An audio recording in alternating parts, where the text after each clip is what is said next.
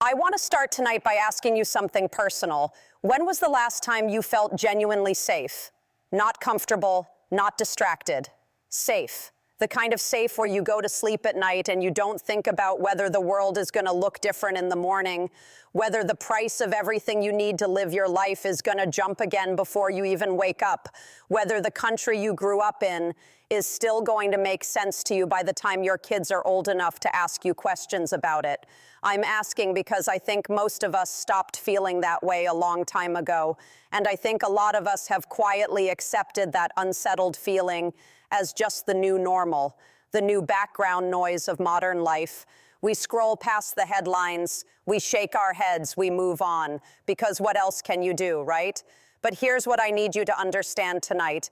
What is happening in Islamabad, Pakistan right now, today, is not background noise. It is not another headline to scroll past. It is not a story for foreign policy experts and think tank people to argue about on television while the rest of us try to pay our bills.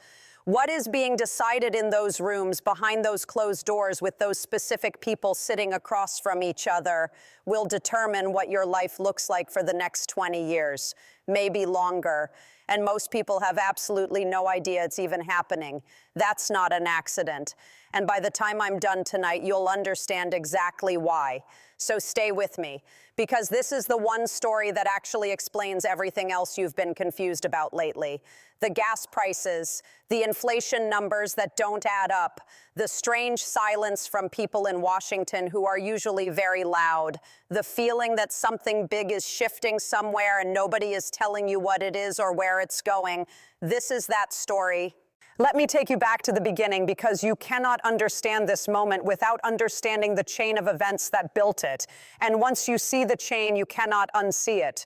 On February 28th of this year, the United States and Israel launched coordinated military strikes against Iran in what the administration called Operation Epic Fury. The supreme leader was killed.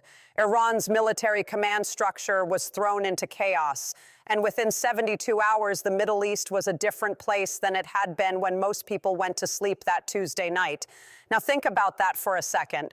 The supreme leader of Iran, a man who had held that country's ultimate power for over 30 years, was gone. The kind of event historians spend entire careers trying to analyze. And it happened in a single night. No congressional vote, no national debate, no moment where the American people were asked whether this was the direction they wanted their country to go. It just happened. Iran responded by doing the one thing it had always threatened to do, but that most Western analysts had long dismissed as an empty bluff. It moved to choke the Strait of Hormuz, not completely, not all at once, but enough to send oil markets into a panic, enough to push Brent crude past $120 a barrel, enough to cause the largest single-month jump in American gas prices in 60 years, 21.2% in March alone. That number matters. Sit with it for a moment. 21.2% in 1 month. If your gas costs $50 to fill up in February, by the end of March you were paying over $60. And that's before you start counting what it did to the cost of shipping, to the cost of food, to the CPI report that came out this week showing inflation has climbed to 3.3%, driven almost entirely by what's happening in that narrow strip of water on the other side of the world. The war spread. Lebanon got pulled in deeper, Hezbollah escalated, Israeli strikes intensified, over 200 people were killed in a single day of bombing just this week, and through all of it, through every single day of this conflict, Congress never once held a formal vote on whether this war should be happening at all. Let that sink in. The United States is 6 weeks into an active military conflict that has killed thousands of people, reshaped the Middle East, driven up the cost of living for every American family, and destabilized global energy markets. And your elected representatives in Congress were never asked to authorize any of it. Democrats tried. 4 separate times they attempted to invoke the War Powers Act, the law specifically designed for moments exactly like this one. Republicans blocked it every time, blocked it every single time. I'll come back to why that matters more than almost anything else I'm going to say tonight. But first, let me tell you about Pakistan. Pakistan did something remarkable in the past 2 weeks. In a region where everyone has a side and nobody is truly neutral, Pakistan managed to position itself as the one country that both Washington and Tehran were willing to sit down with. It brokered a fragile ceasefire announced on April 7th. 2 weeks. That's all the time they bought. A 2-week pause in a war that had been burning for 6 weeks. But a pause was more than anyone else had managed to achieve. And with that pause, Pakistan handed both sides a door. The question now is whether anyone is actually going to walk through it. Here is where things start to get genuinely strange.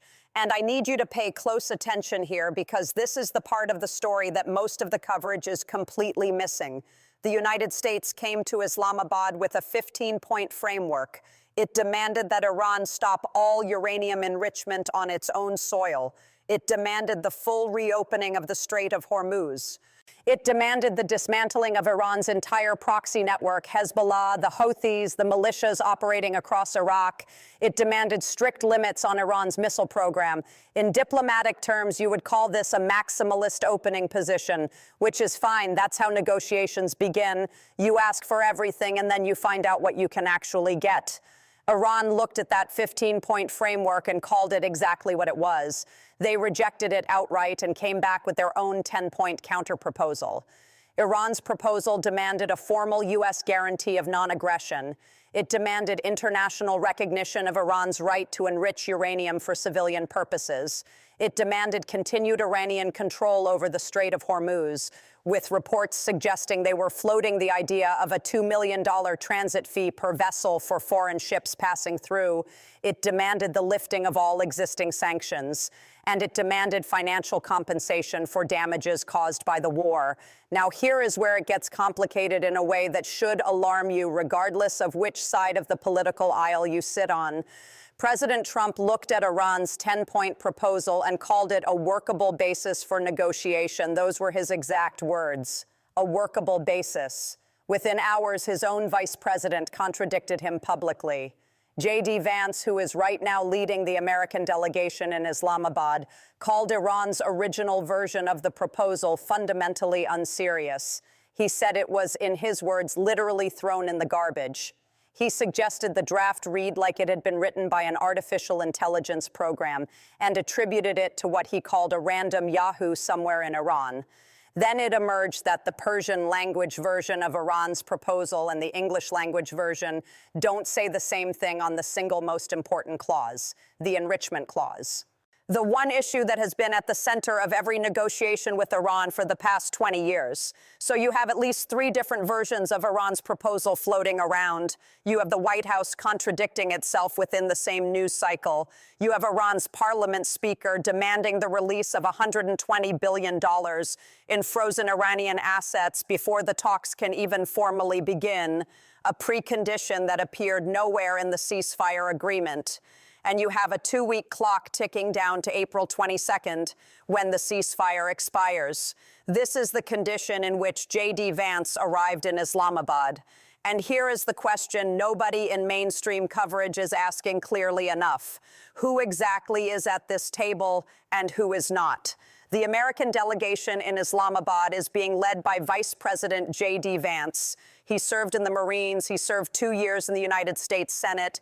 He has been vice president for just over a year. He has been honest about his own experience level in negotiations of this scale. In his own words, his main role in previous diplomatic efforts was, quote, sitting on the phone a lot. He is joined by Steve Witkoff, the president's special envoy, and Jared Kushner, the president's son-in-law. The Secretary of State, Marco Rubio, the man whose entire career has been built on foreign policy expertise and who holds the title of the nation's top diplomat, is not in Islamabad. There has been no public announcement of career Foreign Service officers on the delegation. No regional specialists, no nuclear policy experts, no legal advisors with experience in international treaty law. Now look at the other side of the table. Iran sent its foreign minister, its parliament speaker, a former commander from the Revolutionary Guard, the secretary of the Supreme National Security Council, the governor of the central bank, several sitting members of parliament. That is a full institutional delegation. Every major lever of Iranian power is represented in that room. They came with their lawyers, their economists, their military strategists, their political leadership.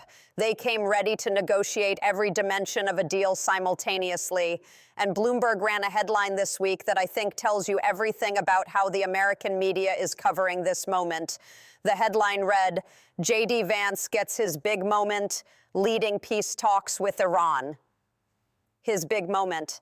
That framing should disturb you, not because J.D. Vance is a bad person or an unpatriotic one, but because this is not supposed to be anyone's big moment.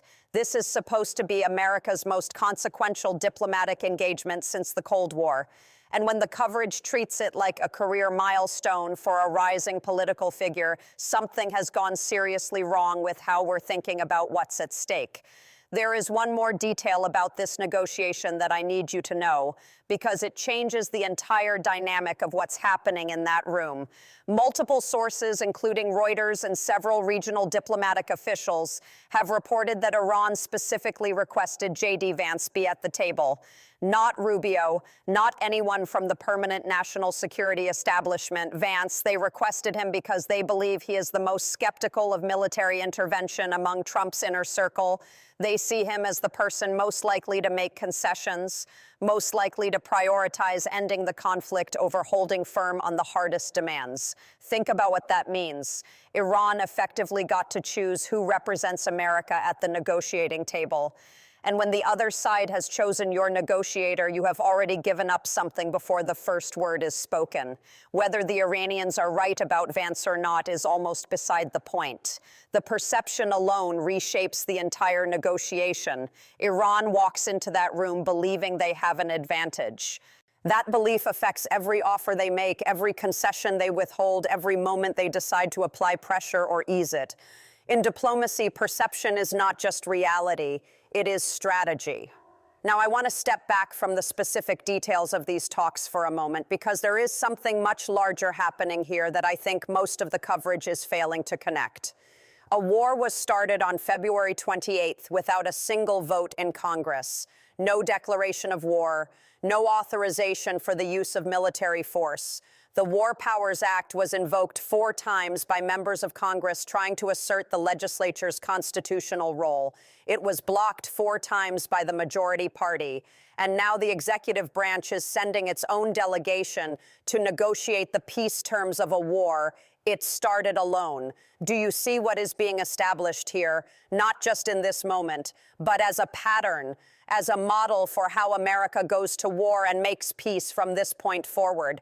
If this works, if a president can launch military action unilaterally, manage the consequences unilaterally, and negotiate the resolution unilaterally, all while Congress watches from the sidelines, that becomes the new template, not for this president only, for every president who comes after.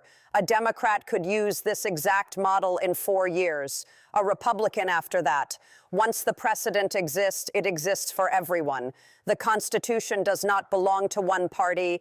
It does not expire when someone you agree with is in the White House. It is either the foundation of how this country makes its most consequential decisions, or it is not. And right now, in the rooms of Islamabad, we are finding out which one it is. I am not saying this to attack the Trump administration. I am saying it because I have watched enough history to know that institutional guardrails are never more important than when things seem to be going well. When a negotiation produces a handshake and a headline, nobody asks whether the process was legitimate. They celebrate the result. And quietly, without anyone marking the moment, the boundaries of executive power move a little further out. That is what keeps me up at night about this weekend. Not whether Vance succeeds or fails, but what success or failure in this specific form does to the architecture of American self-governance. Let me tell you what I think actually happens over the next 10 days. The most likely outcome coming out of Islamabad is what I would call a framework deal. Both sides agree to a broad set of principles. They announce it as a breakthrough. They hold a press conference. There are handshakes. There are carefully worded statements about historic progress. And then the actual hard questions get quietly pushed into future rounds of negotiation. The enrichment red line, the fate of Hezbollah, the frozen assets, the long-term status of the strait. None of those get resolved this weekend because none of them can be resolved this weekend. The ceasefire holds, at least officially. Oil markets stabilize somewhat. Gas prices stop climbing as fast, though they don't fall back to where they were. Both sides go home and claim they won. But a framework deal is not a peace deal. It is an agreement to keep talking. And the history of agreements to keep talking in this region is not encouraging. The original ceasefire was announced on April 7th. Within 48 hours, both sides were already publicly disputing what they had actually agreed to. A framework built on unresolved contradictions doesn't solve the crisis. It just rebrands it. The second possibility is that the talks collapse entirely. The enrichment question proves impossible to bridge. Iran's demand for $120 billion in frozen assets before negotiations even formally begin proves to be a wall neither side can get around. The ceasefire expires on April 22nd and nobody extends it. And then Trump faces the hardest decision of his presidency. Does he resume military strikes? Does he escalate rhetorically without acting? Does he accept a humiliating standoff? Every path from a collapse leads somewhere worse than where we are now. Inflation spikes further, global markets panic, America's credibility as a partner that can be negotiated with takes a hit that takes years to recover from. The third outcome is the one I think is most likely and the one I think is most dangerous. The talks don't formally succeed and they don't formally fail. They produce a vague communiqué that both sides interpret differently. The ceasefire gets extended another 2 weeks. The strait remains partially closed. The underlying issues remain completely unresolved. And the world slowly adjusts to a new normal where oil is expensive and the Middle East is unstable and Washington and Tehran are technically not at war but are not at peace either. This is the muddled middle. It has no clean beginning and no clean ending. It just persists. And the longer it persists, the more economic damage accumulates, not just for American families at the gas pump, but for every country in the world that depends on global energy markets functioning. The dangerous thing about the muddled middle is that it looks like de-escalation from a distance. It looks like diplomacy working. And so the pressure to actually resolve the hard questions fades. Everyone goes back to their normal lives. The headlines move on. And underneath the surface, the unresolved tensions keep building until the next flashpoint ignites them. My honest assessment, and I am trying to be as straight with you as I know how to be, is that we are heading for something between the first and third scenarios. A vague framework deal that gets called a breakthrough but leaves the hardest questions for future negotiations that may or may not ever happen. The ceasefire holds through the spring, gas prices plateau but don't recover, the strait reopens partially, and both Washington and Tehran go home and tell their own people they won. That's not peace. That's a postponement wearing a peace deal's clothing. So what should you actually do with all of this? I am not asking you to pick a side in a partisan fight. That's not what this moment calls for. What this moment calls for is something harder and more important than picking a side. It calls for paying attention to the right things. Pay attention to whether Congress insists on a role in ratifying whatever agreement comes out of Islamabad. A deal that bypasses the legislative branch entirely is not just constitutionally questionable, it is inherently fragile because it can be undone just as unilaterally as it was made by this president or the next one. Pay attention to the details that get glossed over in the celebration of any framework agreement. Ask what exactly was agreed on enrichment. Ask what enforcement mechanisms exist. Ask who monitors compliance and what happens when someone cheats. The history of nuclear negotiations is a history of agreements that looked like victories on signing day and fell apart slowly over the years that followed. Pay attention to who is not at the table. The absence of career diplomats and regional experts from the American delegation is not a minor procedural detail. It is a signal about how seriously the process is being taken versus how seriously the optics are being managed. Pay attention to the constitutional question, not as a partisan issue, as an American issue. The war powers of the United States belong to the American people through their elected representatives. That principle is either real or it isn't. And this weekend in Islamabad is one of the clearest tests of whether it's still real that we have seen in a generation. And pay attention to J.D. Vance, not because you should root for him to fail. The opposite is true. If he succeeds in building a genuine, durable, verifiable framework for de-escalation, that is good for America and good for the world, and you should want it regardless of your politics. But watch how success or failure shapes the next chapter of American political life. Watch whether a diplomatic outcome in Islamabad becomes the launching pad for a presidential campaign. Watch whether the process serves the country or whether the country serves the process. I want to close with something that I think gets lost in all the strategic analysis and scenario planning and geopolitical chess. There are people dying right now. In Lebanon, in Iran, in the waters around the Strait. There are sailors and soldiers and civilians whose names we will never know, caught inside decisions made by powerful people in powerful rooms who will never feel the consequences of those decisions the way the people closest to them will feel it. That is always the truth underneath every diplomatic negotiation, every military strike, every ceasefire announcement. Real people, real lives, real cost. And the reason process matters, the reason congressional authorization matters, the reason institutional expertise matters, the reason constitutional guardrails matter is not abstract. It is not academic. It is because when you build in checks and accountability and transparency and democratic legitimacy, you force the people making the decisions to feel the weight of them. You make it harder to start something you haven't thought all the way through. You make it more likely that the people deciding also have to answer for the deciding. That is what is at stake in Islamabad right now. Not just a ceasefire, not just oil prices, not just the political future of J.D. Vance or Donald Trump or anyone else. What is at stake is whether this country still insists that its biggest decisions belong to all of us, or whether we've quietly decided that it's easier to just let someone else handle it and hope for the best.